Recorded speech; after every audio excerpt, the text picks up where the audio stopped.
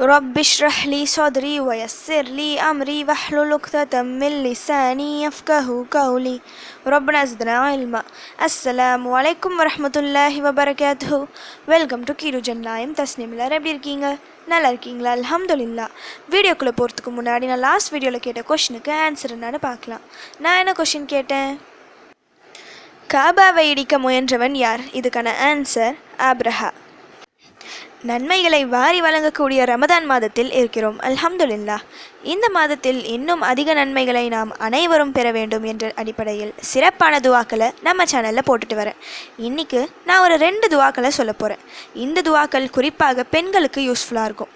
குறிப்பாக பெண்கள் என சொல்ல காரணம், ரமதான் மாதத்தில் பெண்கள் அதிகம் இருக்கும் இடம் கிச்சன் தான். நிறைய வேலைகளால் சரிவர அமல்கள் செய்ய முடியாமல் போகலாம். ரமதான் முடிந்த பிறகு சரியாக அமல் செய்ய முடியவில்லையே என வருத்தப்படுவதை விட அந்த நேரத்தில் அதை பயன்படுத்தி கொள்வதே சிறந்தது. இப்போ நான் சொல்ல போகிற இந்த 2 துவாக்கள் உங்களுக்கு அந்த முழு திருப்தியை, சந்தோஷத்தை 100% கொடுக்கும். நான் ஏன் அப்படி சொல்கிறேன்னு துவாக்களின் முடிவில் தெரிந்து கொள்வீர்கள்.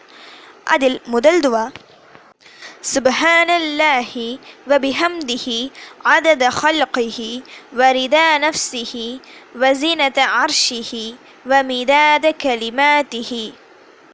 சுப்ஹானல்லாஹி வபிஹம்திஹி அதத ஹல்கிஹி வரிதா நஃப்ஸிஹி வஸினத அர்ஷிஹி வமிதாத கலிமாத்திஹி. மீனிங் என்னன்னா, அல்லாஹ்வை புகழ்வதுடன் அவனை தூய்மைப்படுத்துகிறேன்.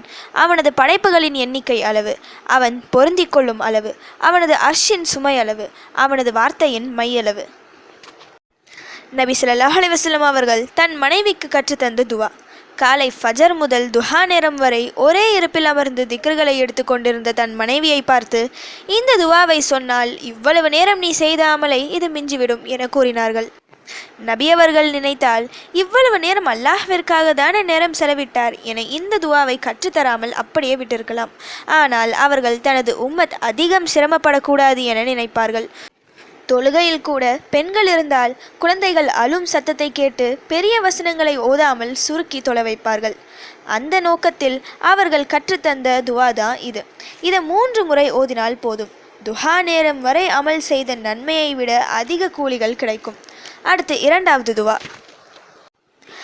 சுப்ஹானல்லாஹி அதத மா ஹலக் வ சுப்ஹானல்லாஹி மில்அ மா ஹலக் வ சுப்ஹானல்லாஹி அதத மா ஃபிஸ் ஸமாவாதி வ மா ஃபில் அர்த் وسبحان الله عدد ما أحصى كتابه وسبحان الله ملء ما أحصى كتابه وسبحان الله عدد كل شيء وسبحان الله ملء كل شيء.